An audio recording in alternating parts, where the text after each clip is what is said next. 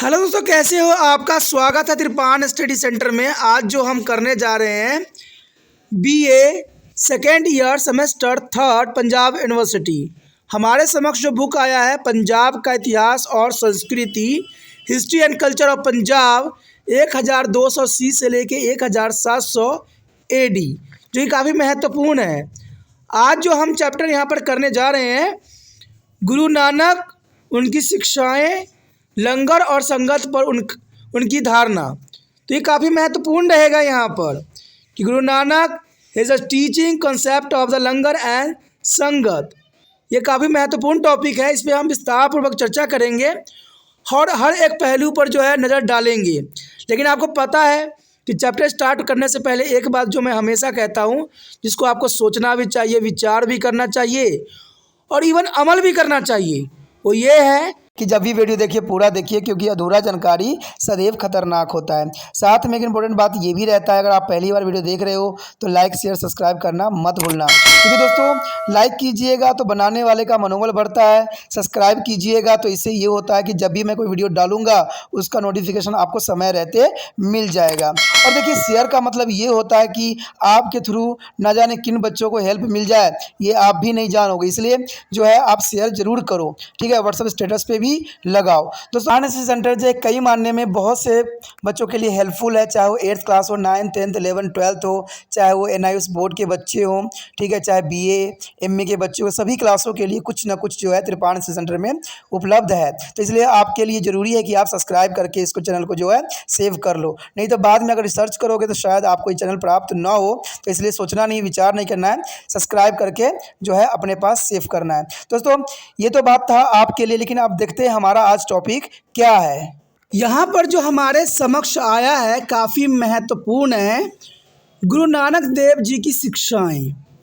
देखा जाए तो गुरु नानक देव जी को संसार के महानतम संतों एवं सिद्ध पुरुषों में सबसे ऊंचा एवं अलग स्थान प्राप्त है।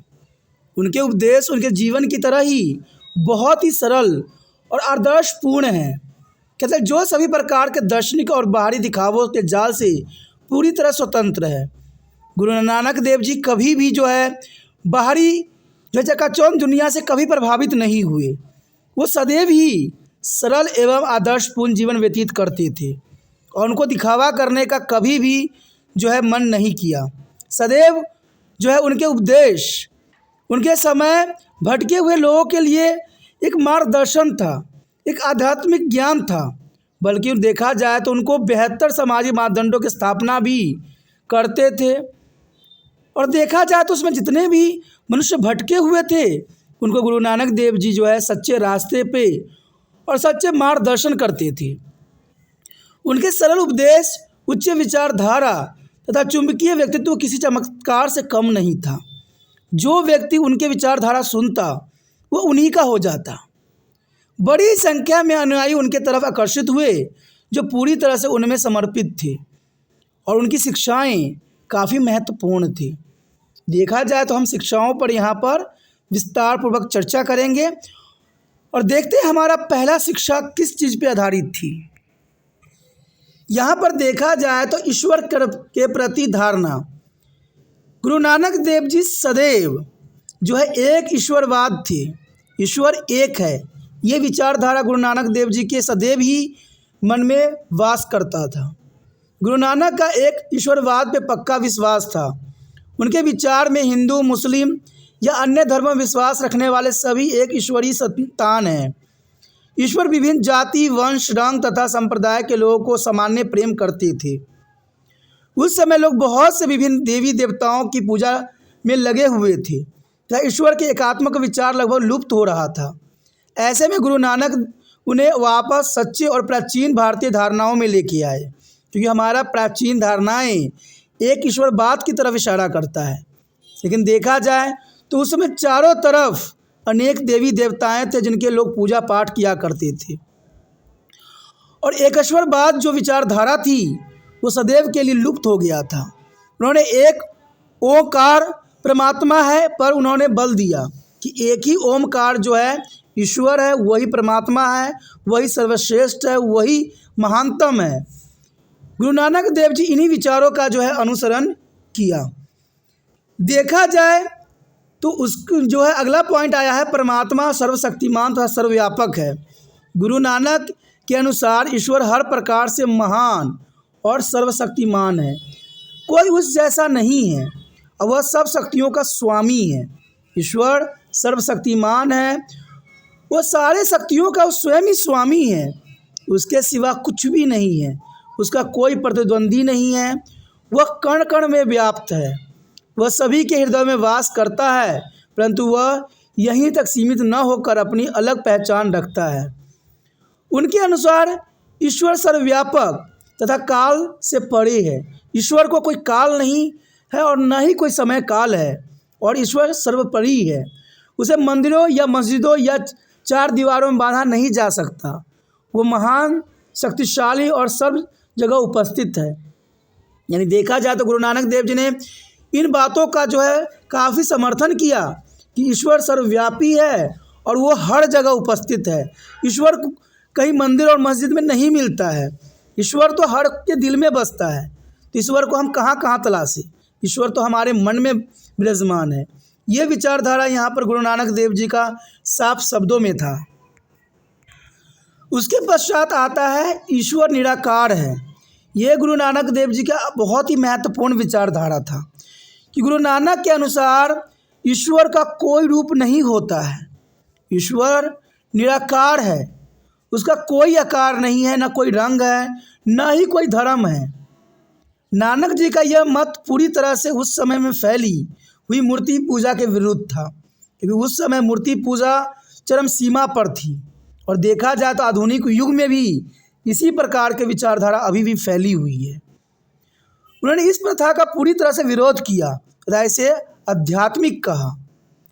देखा जाए तो उनका पक्का विश्वास था कि ईश्वर को शब्दों में बयान नहीं किया जा सकता तथा उसकी सत्ता शब्दों से परे हैं। कहते हैं जो सब ईश्वर के लिए कहा जाए वो सब छोटी है, ईश्वर सबसे बड़ी है, ईश्वर हर जगह विद्यमान है, ईश्वर का कोई धर्म नहीं है, ईश्वर का कोई आकार नहीं है, ईश्वर का कोई रंग नहीं है, और ईश्वर कोई धर्म को नहीं मानता है। तभी तो आज के समय में इतने धर्म ने जन्म ले लिया है। ईश्वर का कोई अपना धर्म होता ही नहीं है, वो सर्वव्यापी है, सर्वशक्तिमान है, और वो तो हर कण कण में व्याप्त है। कहते हैं ईश्वर निराकार है। आगे देखें तो यही है कि ईश्वर दयावान है तथा उसे प्राप्त किया जा सकता है। नानक के अनुसार ईश्वर दयालु तथा क्षमा करने वाला है। वह अपने श्रद्धालुओं को उस समय मदद करता है जब वो मुसीबत या दुख में होते हैं। उनके अनुसार यदि भक्त पवित्र, सादा एवं समर्पित जीवन जिए तो ईश्वर की प्राप्ति कर सकता है तथा उसकी दुआएं प्राप्त कर सकता है। ईश्वर अपने भक्तों से कभी भी दूर नहीं होता है, वह उसके दिलों में वास करता है। गुरु नानक ने अपनी एक वाणी में कहा है कि नानक वह तुमसे दूर नहीं है, उसे अपने दिलों में बसा लो। यानी देखा जाए तो यहाँ साफ शब्दों में जो है गुरु नानक देव जी ने कहा है कि ईश्वर दयावान है, वो सभी भक्तों की सहायता करता है। और आपके मन में ये होगा कि आज इतने पाप हो रहे हैं तो आज ईश्वर कहाँ इसकी मदद करने आता है। दोस्तों, अगर ईश्वर की भक्ति है आपके अंदर, ईश्वर को मानने की भावना है, आप सदाचार जीवन जीते हो और अपना जीवन समर्पित करते हो ईश्वर के प्रति, तो मेरा विश्वास है ईश्वर आपको हमेशा ही मदद करेंगे, क्योंकि ये सच्चाई है। जब भी आप दुखी होते हो, सच्चा मन होता है आपका, तो ईश्वर कोई ना कोई रूप में किसी न किसी तरीके से आपको मदद करने आ ही जाता है। कहते हैं ईश्वर का कोई रूप नहीं होता, क्या पता जो इंसान आपको मदद करने की कोशिश कर रहा है वही ईश्वर का रूप हो। तो ईश्वर कोई, कहते हैं ईश्वर हर जगह है, वो तो हर के दिल में वास करता है। जो आपको मदद करे, जो अच्छा व्यक्ति हो, वही ईश्वर का सच्चा भक्त होगा। लेकिन जो कुकर्म करते हैं, गलत काम करते हैं, वो कभी भी ईश्वर का भक्त नहीं हो सकता। वो ईश्वर के लिए हमेशा ही दंड के पात्र होता है, ईश्वर सदैव उसको दंड देती है। और गुरु नानक देव जी ने बात साफ शब्दों में कहा है, क्योंकि गुरु नानक देव जी सारे जीवन साधारण और ईश्वर के प्रति अपने आप को समर्पित थे, इसलिए ईश्वर हमेशा उनकी जो है साथ देते थे, जो काफ़ी महत्वपूर्ण है। उन्होंने अपने वाणी में भी कहा है कि नानक वह तुमसे दूर नहीं है, उसे अपने दिल में बसा लो। देखा जाए अगली पॉइंट की तरफ हम बात करें तो कहते हैं ईश्वर स्वयं निर्माता और स्वयं ही समाप्ति है, अर्थात ईश्वर सदैव ही खुद ही कहते हैं निर्माण करता है और स्वयं ही उसका जो है विनाश करता है। तो ये काफ़ी महत्वपूर्ण है कि ईश्वर स्वयं निर्माता है, स्वयं स्थापित है। गुरु नानक का पक्का विश्वास है कि ईश्वर में स्वयं निर्माण तथा स्थापना की शक्ति है।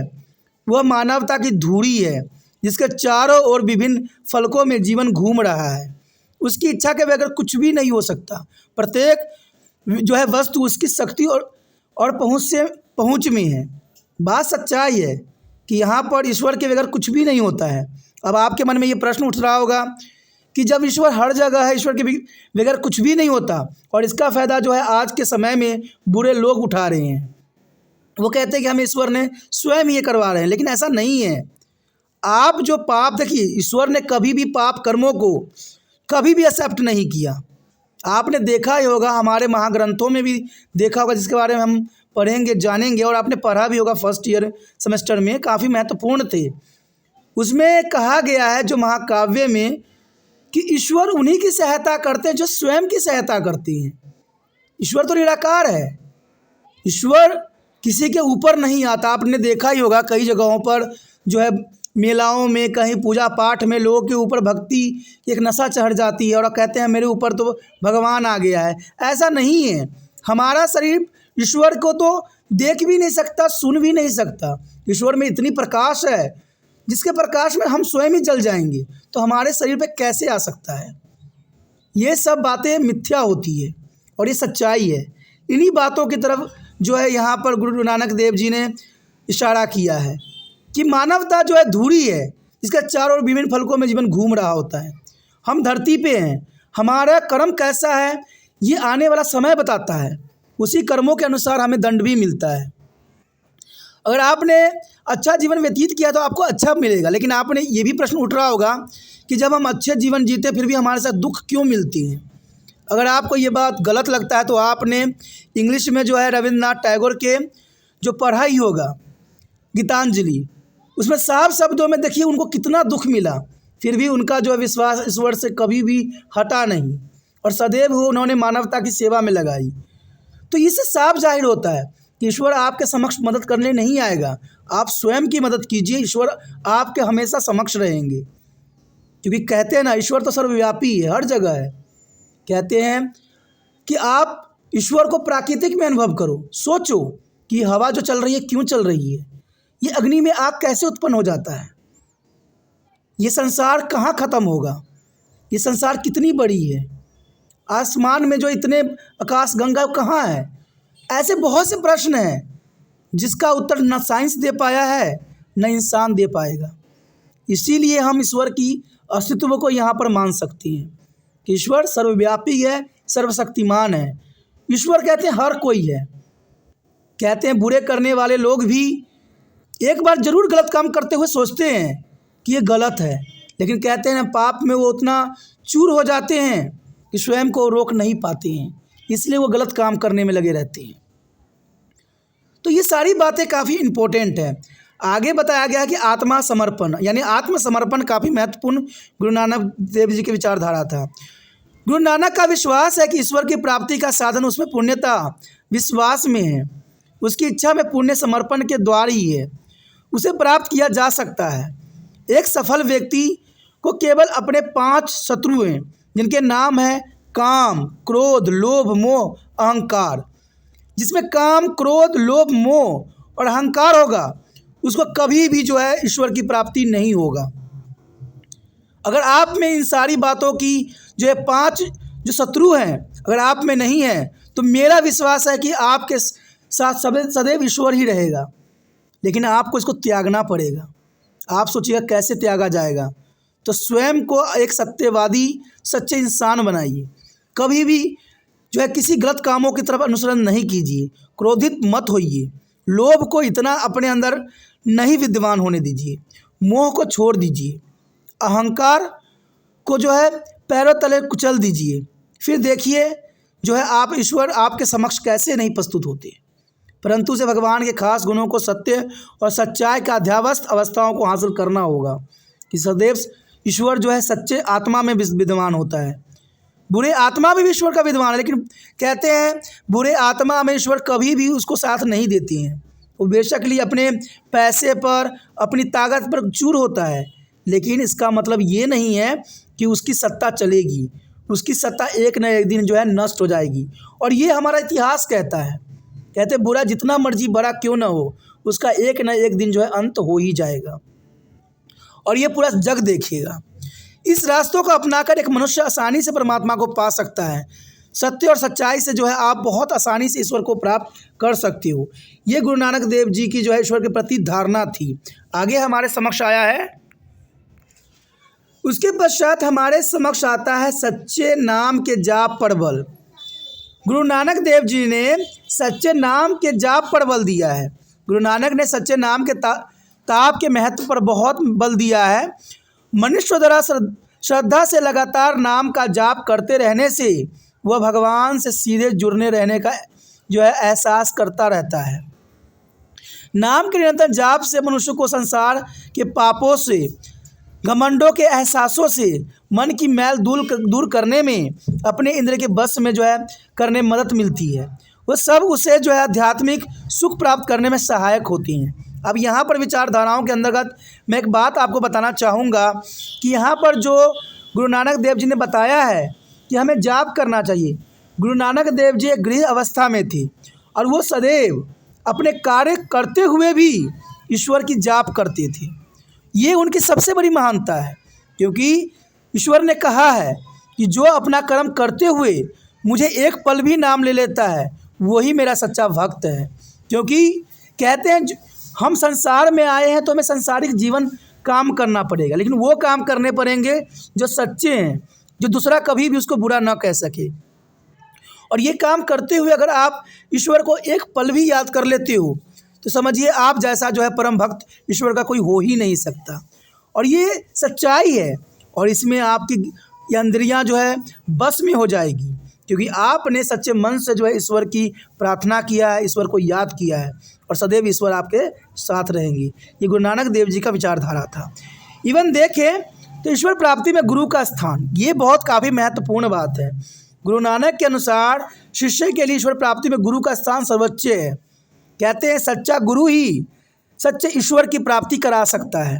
अगर आपका अच्छा गुरु है, सत्यवादी है, सदैव सच्चाई का अनुसरण करता है, तो याद रखना आपको गुरु के दर्शन जरूर होंगे, ईश्वर के दर्शन जरूर होंगे, क्योंकि उनका दृढ़ विश्वास है कि गुरु वह माध्यम है जिसके द्वारा ईश्वर की प्राप्ति होती है। गुरु नानक केवल सही मार्ग से नहीं दिखाता, बल्कि व्यक्ति का दृष्टिकोण भेद करता है, हृदय के शुद्ध करता है। नानक के अनुसार गुरु शिष्य के लिए परम ज्योति की भांति है, जो उसे सच्चे ज्ञान तथा ईश्वर प्राप्ति की ओर ले जाती है। ईश्वर को प्राप्त करना सरल नहीं है। अंततः जिज्ञासुओं को परमात्मा की अपार कृपा प्राप्त करने का प्रयत्न सदैव करते रहना चाहिए, और गुरु प्राप्त करने के पश्चात उसको बताया गए मार्ग पर चलकर अंधकार से प्रकाश प्राप्त करना चाहिए, और इसी प्रकार अनंत मुक्ति की प्राप्ति हो सकती है। आप सोचिएगा कि मुझे ईश्वर की प्राप्ति नहीं हुआ, मैं तो इतने सारे बाबाओं के पास जाता हूँ। दोस्तों ऐसा नहीं है। आज देखा जाए तो ये बाबा सिर्फ राजनीतिक चीज़ों से जो है आकर्षित होती है। सच्चे गुरु तो कभी भी ये मंच पे नहीं होंगे। सच्चे गुरु आपको कभी भी इन क्षेत्रों में नहीं मिलेंगे, भाषण देते हुए नहीं मिलेंगे, सांप्रदायिक दंगा फसाद कराते हुए नज़र नहीं आएंगे, या ऐशो आराम का जीवन नहीं जिएंगे। सच्चा गुरु तो वो होता है जो सदैव सादा जीवन जिए और सदैव आपके लिए ही कुछ करे और सच्चे विचार का जो है अनुसरण करे। आज सच्चा गुरु मिलना बहुत ही दुष्कर्म कार्य है। सच्चा गुरु जिसको मिल जाता है समझिए उसका जो है नैया पार हो जाता है।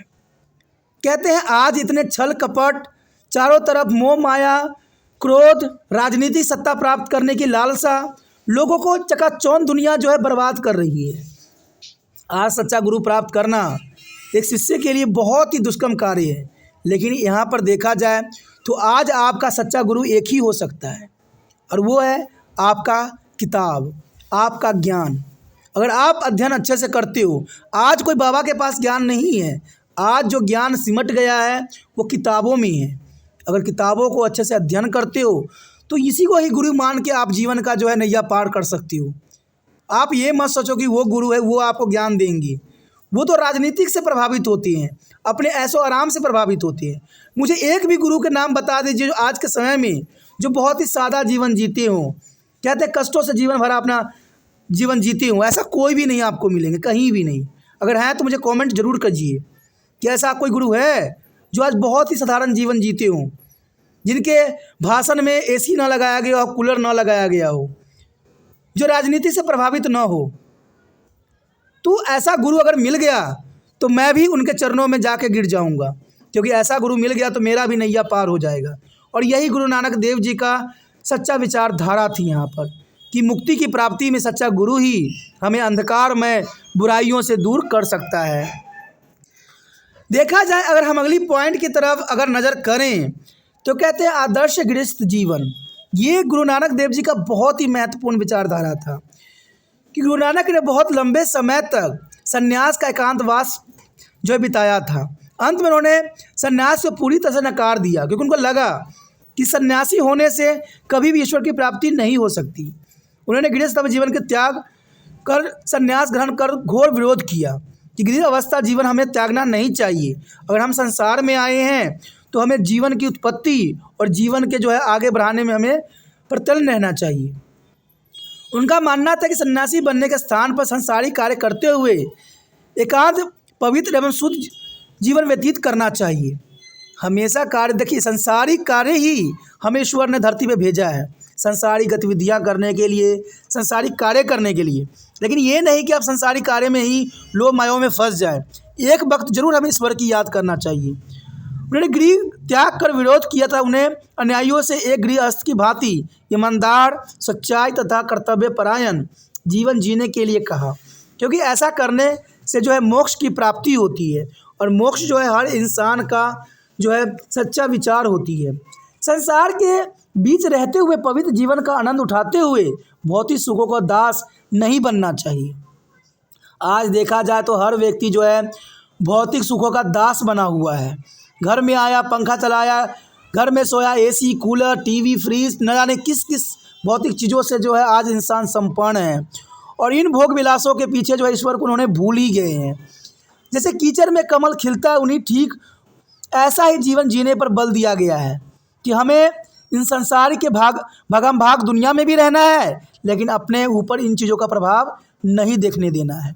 जैसे कमल जो होता है कीचड़ में खूब खिलता है, लेकिन अपने ऊपर एक भी कीचड़ का जो छिटका भी बर्दाश्त नहीं करता और अपने आप को स्वच्छ रखता है।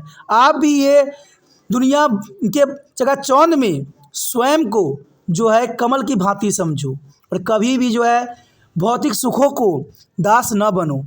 भौतिक सुखों का अगर दास आप बन गए तो जीवन आपका नर्क बन जाएगा। और आज देखा जाए तो हर एक व्यक्ति जो है भौतिक सुखों का दास है। घर से बाहर कहीं जाना है, 2 कदम फटाक से आप गाड़ी चकते हो और चल देती हो।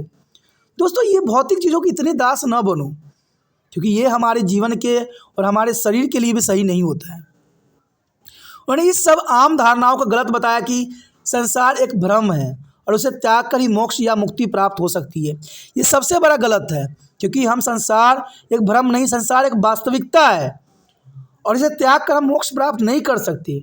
हम अपने कर्तव्य को पूरा करते हुए हम मोक्ष को प्राप्त हो सकते हैं। आपको जो कर्तव्य मिला है, अगर आप सच्चे मन से उस कर्तव्य को पूरा करते हो तो आपको जो है 100% मोक्ष की प्राप्ति होगी। उन्होंने लोगों के अशुद्धता के बीच शुद्धता से जीने की बात कही कि आज लोग अशुद्धता की बीच रह के भी शुद्धता से जीवन व्यतीत कर सकते हैं। उन्होंने एक सदैव गृहस्थ बनाकर स्वयं को उदाहरण सबसे प्रमुख रखा। यानी गुरु नानक देव जी पहले सन्यासी जीवन व्यतीत कर रहे थे, लेकिन बाद में जब उनको सच्चा ज्ञान प्राप्त हुआ तो उन्होंने इसको जो है स्वयं के उदाहरण के रूप में प्रस्तुत किया कि मैं भी जो है अपनी गृहस्थ अवस्था बिताते हुए ईश्वर के प्रति जो है अपना अतार प्रेम को जो है दर्शाता हूँ। उन्होंने सन्यासी की भांति भटकने के पश्चात एक बार फिर पारिवारिक जीवन आरंभ कर दिया और उन्होंने यही बात दर्शाने के लिए दोबारा पारिवारिक जीवन उन्होंने जिया कि संसार में भटकने से कुछ नहीं होने वाला है, सन्यासी होने से कुछ नहीं होना है। हमें अपने जीवन में गृह अवस्था प्रवेश करने के उपरांत ईश्वर को हमें याद करना चाहिए और सदैव सच्चा बन के रहना चाहिए। जो व्यक्ति सच्चा बन जाता है, समझिए वो ईश्वर को प्राप्त कर जाता है। आगे देखा जाए तो हमारे समक्ष काफ़ी महत्वपूर्ण टॉपिक आया है झूठे रीति रिवाजों में अविश्वास। देखा जाए तो गुरु नानक देव जी ने बड़ी दृढ़ता से खोखली एवं झूठे धार्मिक रीति रिवाजों जैसे यज्ञ, तीर्थ यात्रा, बलि, तपस्या आदि पर घोर विरोध किया। उनका मानना था कि ईश्वर सर्वव्यापी है और वो एक किसी तीर्थ स्थान में नहीं है, वो हर जगह स्थित है। उन्होंने इन सभी कार्यों को व्यर्थ तथा अर्थहीन माना। उन्होंने केवल ईश्वर की प्रति समर्पण, सत्कर्म करने तथा पवित्र एवं शुद्ध जीवन जीने जैसे विश्वासों को सबसे अधिक महत्वपूर्ण माना। और देखा जाए तो यहाँ पर गुरु नानक देव जी जो है झूठे रीति रिवाज का, अंधविश्वासों को घोर जो है ये विरोधी थे। उसके पश्चात देखें तो जाति प्रथा का खंडन। गुरु नानक ने जाति प्रथा का बड़े ही कठोर शब्दों में खंडन किया है, क्योंकि यह भाईचारे, समानता तथा मानव प्रेम के मार्ग में एक बहुत बड़ी बाधा थी। उनके लिए न केवल हिंदू न मुसलमान था, ना कोई हिंदू ना कोई मुसलमान, क्योंकि देखा जाए तो ईश्वर को हम सर्वव्यापी मानते हैं, सर्वशक्तिमान मानते हैं। अगर ईश्वर सर्वशक्ति जो है सबका स्वामी और कण कण में है, फिर ना तो कोई हिंदू है और ना ही कोई मुस्लिम है। उन्होंने जन्म जात ऊंच नीच की भावना का भी विरोध किया। उनके लिए सब एक समान थे। उनकी प्रसिद्धि कहावत थी कि जाति झूठी है, नाम भी झूठा है। उन्होंने उच्च चीज जो है नीच की भावना को ख़त्म करने तथा छुआछूत के समाज से हटाने के लिए लंगर प्रणाली का शुरुआत किया। यानी देखा जाए तो यहाँ पर गुरु नानक देव जी का जो है बहुत काफ़ी महत्वपूर्ण संदेश है कि ना कोई ऊंचा ना कोई नीचा है, ना कोई छुआछूत है, ना कोई भेदभाव से ग्रसित है। इसलिए उन्होंने लंगर प्रथा का जो सिस्टम शुरू किया वो जग कल्याण के लिए काफ़ी महत्वपूर्ण था। आगे जो हमारे समक्ष आया है, मानवता की समानता में विश्वास। कहते हैं गुरु नानक ने मानव निर्मित जाति, रंग, रूप एवं आधारित सामाजिक तथा सामाजिक और धार्मिक भेदभाव की बड़ी ही निंदा की, क्योंकि गुरु नानक देव जी सदैव ही सत्य के राह पर थे और वो जाति, रंग, रूप जो सामाजिक और धार्मिक भेदभाव थी उनका वो सदैव ही निंदा किया करते थे। उन्होंने स्त्रियों की स्वतंत्रता के पक्ष भी लिया। उस समय स्त्रियों की समाज में पुरुषों से जो है कमतर समझा जाता था और ऐसे समय में गुरु नानक देव उनके मुक्तिदाता के रूप में प्रकट हुए और उन्होंने समाज में सभी मनुष्यों में समानता प्रदान करने पर विशेष बल दिया। देखा जाए तो यहाँ पर गुरु नानक देव जी स्त्री और पुरुष को समानता की दर्जा देने के पक्ष में थे, क्योंकि देखा जाए तो संसारी रूपक जीवन जो है स्त्री और पुरुष के दोनों के कर्मों से चलती है। इसलिए गुरु नानक देव जी ने पुरुषों को जितना महत्व दिया उतना ही स्त्रियों को भी महत्व दिया, क्योंकि दोनों ही समाज के लिए काफ़ी महत्वपूर्ण है। देखा जाए तो गुरु नानक देव जी ने यहाँ पर स्त्रियों को पक्ष में अपना राय रख के उन्होंने ये बात तो साबित कर दिया कि जो मानव आपस में जो इतनी भेदभाव करते हैं स्त्री और पुरुष में, वो सदा ही गलत है। कहते हैं अगर मौका मिले तो स्त्रियां भी बहुत कुछ कर सकती है और समाज को आगे ले जाने में स्त्रियां का भी महत्वपूर्ण योगदान हो सकता है, लेकिन उनको मौका नहीं दी जाती। उनको अपने बलों से जो है समाज में दबा दिया जाता है, जो सही नहीं है। और उनके साथ जो दुराचार होता है, उनके साथ जो गलत होती है, वो समाज को और भी जो है खोखला बना रही है। देखा जाए आगे तो समाज सेवा पर बल। गुरु नानक ने समाज सेवा पर विशेष बल दिया। उनका यह मानना था कि एक व्यक्ति द्वारा दूसरे व्यक्ति के प्रति प्रेम, ईश्वर के प्रति प्रेम, और यही एक ईश्वर तक पहुंचने का रास्ता है। देखा जाए तो कहते हैं ईश्वर सब में विद्वान है और ईश्वर को अगर हमें प्राप्त करना है तो ईश्वर प्रेम का भूखा है। ईश्वर के प्रति प्रेम ही ईश्वर तक पहुंचने का सबसे बड़ा रास्ता है और ये मनुष्य एक दूसरे को सहायता करके एक दूसरे से उचित कर्म जो है रख के आगे बढ़ सकते हैं। कहते हैं ईश्वर तो सच्चे कर्मों में है। उन्होंने उचित ही कहा है कि संसार में कोई कहते की गई सेवाएं से ही स्वर्ग में स्थान की प्राप्ति होगी। जो हम यहाँ करेंगे वही चीज़ रह जाती है। संसार में किया हुआ अच्छे कर्म ही हमारे समक्ष रहता है। बाकी धन दौलत ऐशो आराम सब यहीं पे छूट जाता है। अगर हम अच्छे कर्म करते हैं, सादगी जीवन जीते हैं और किसी को तकलीफ नहीं पहुंचाते हैं, तो उनके मन में हम सदैव ही कोई न कोई रूप में अवश्य रहेंगे और यही हमें स्वर्ग की प्राप्ति होगी। इसलिए उन्होंने अपने शिष्यों से अधिक मानवता की सेवा करने के लिए कहा, ताकि उन्हें ईश्वर के हृदय में स्थान प्राप्त हो सके। कहते हैं ईश्वर के कई हाथ होते हैं और ईश्वर किसी भी रूप में हो सकते हैं। इसलिए गुरु नानक देव जी ने अपने शिष्यों को ये सदैव ही बताया कि जग का सेवा ही उत्तम सेवा है, जग की सेवा ही महत्वपूर्ण है। इसलिए इनके शिष्य जो हैं सदैव ही मानवता की सेवा के लिए सदैव तत्परते रहती हैं।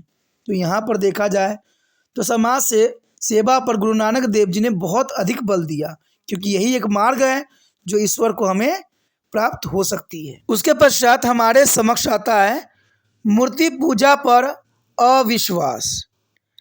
देखा जाए तो गुरु नानक का मूर्ति पूजा पर कोई विश्वास न था। अंत उन्होंने इनका खंडन भी किया। उनके अनुसार ईश्वर निराकार है तथा इसका कोई स्वरूप नहीं है।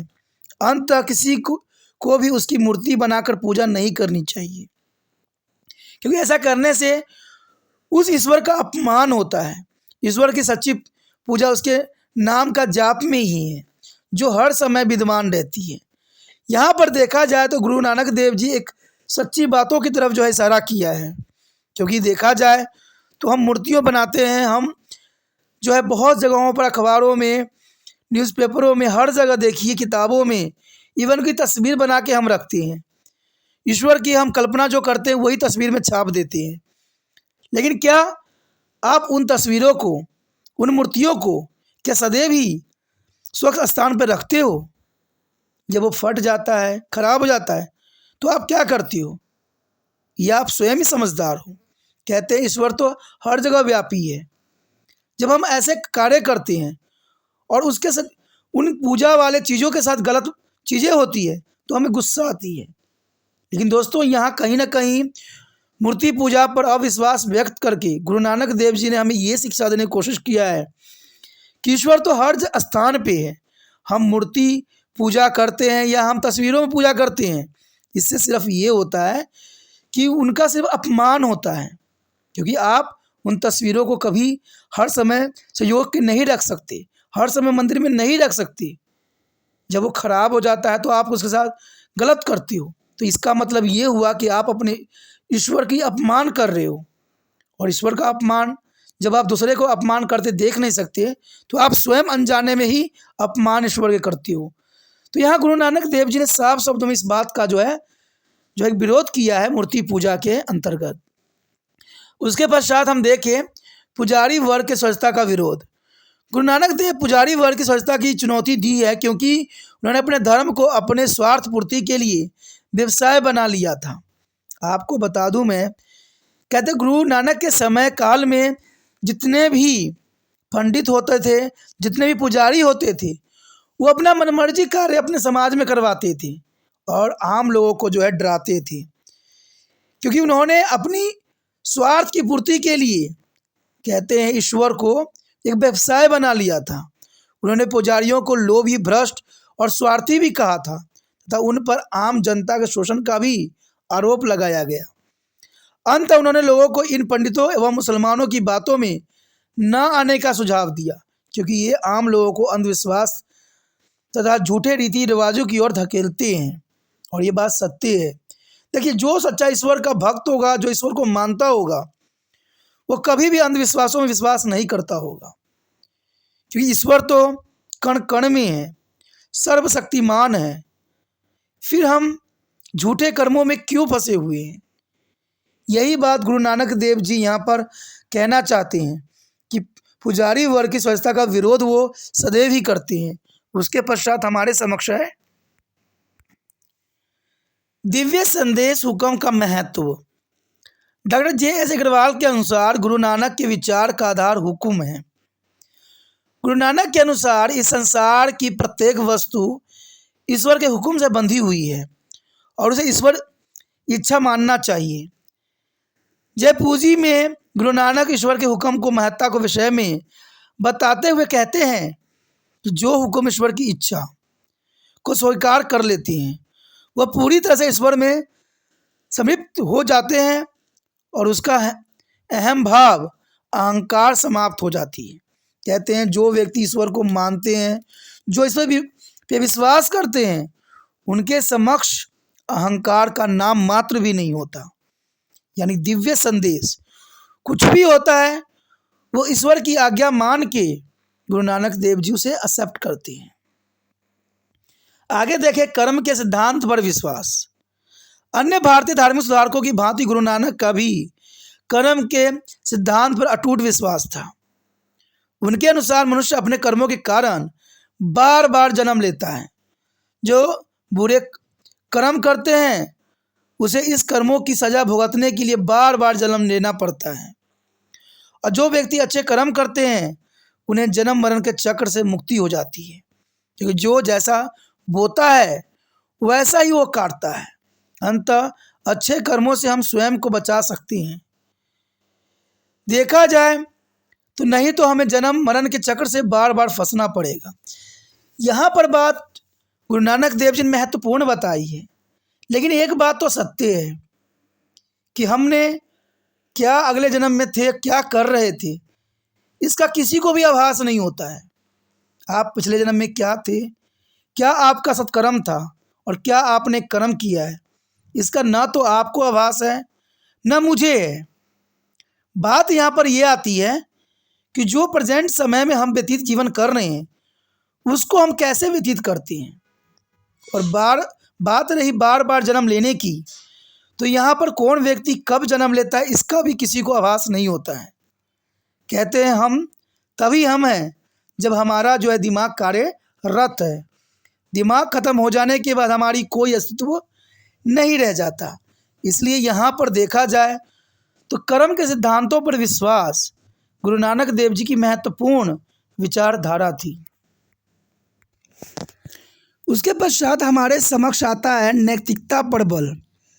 देखा जाए तो यहाँ पर गुरु नानक ने लोगों को नैतिक एवं सात्विक जीवन जीने की शिक्षा दी, और इसके लिए निम्न नियमों को जो है अपनाने को कहा गया।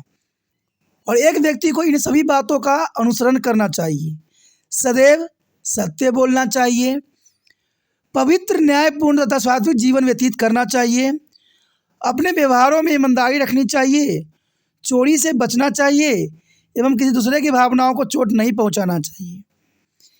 इन नियमों के द्वारा गुरु नानक देव ने अपने शिष्यों को एक नैतिक, पवित्र एवं सदाचारी जीवन जीने के मार्ग को जो है प्रस्तुत किया। देखा जाए तो नैतिकता का बल काफ़ी महत्वपूर्ण थी, जहाँ पर गुरु नानक देव जी चाहते थे कि प्रत्येक व्यक्ति इन 5 नियमों का पालन करे और अपने जीवन को स्वच्छ, पवित्र, न्यायपूर्ण एवं सत्य पर आधारित बनाए। उसके पश्चात हमारे समक्ष आता है सुरच्य आनंद अच्छे खंड की प्राप्ति। सचखंड की प्राप्ति काफ़ी महत्वपूर्ण है। देखा जाए तो गुरु नानक देव के अनुसार सबसे उच्च उद्देश्य और सर्वोच्च आनंद की प्राप्ति है, और यह वह स्थिति है जिसमें सांसारिक कष्ट तथा दुख स्वयं ही नष्ट हो जाते हैं। व्यक्ति की ऐसी स्थिति हो जाती है जहाँ उसे सुख और दुख दोनों एक सामान्य लगती हैं तथा हर जगह वह हर एक में दिव्य प्रकाश देखता है। गुरु नानक के द्वारा ऐसे लोगों को जो है गुरुमुख पुकारा गया है। यानी देखा जाए तो सर्वोच्च आनंद तब हमें प्राप्त होगी जब हम सत्कर्म करेंगे, हम सदैव ईमानदार सत्य राहों पर चलेंगे। उस समय हमें सत्य और असत्य का भी जो है सुख खत्म हो जाएगी और हम सदैव ही अच्छे जीवन व्यतीत करने में अग्रसर रहेंगे। तो ये काफ़ी महत्वपूर्ण बात यहाँ पर आता है। तो इसी के साथ हमारा ये टॉपिक ख़त्म हो जाता है जो काफ़ी महत्वपूर्ण था। तो आप बने रहते पान स्टडी सेंटर के साथ। जितना हो सके लाइक से सब्सक्राइब जरूर कीजिए। कहते हैं जितना सब्सक्राइब करके रखिएगा, जितना रहेगा ये सब आपके लिए फ़ायदे के लिए रहती है, ठीक है। और जितना शेयर कीजिएगा ये भी आपके लिए ज़रूरी रहेगा।